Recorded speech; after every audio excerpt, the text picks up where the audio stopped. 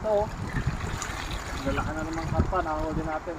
Basta natin doon sa maagos na yun, sa ano, para wala nang makahuli pa.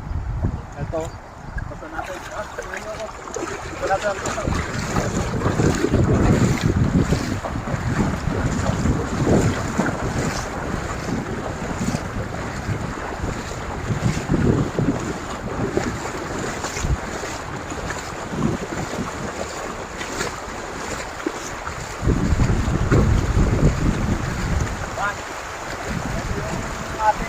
Spot na lagi natin inaalpasan ng ano, karpa.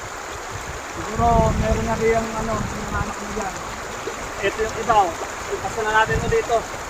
Pagpadagdag ko sa mga inagpasan natin karpa. So,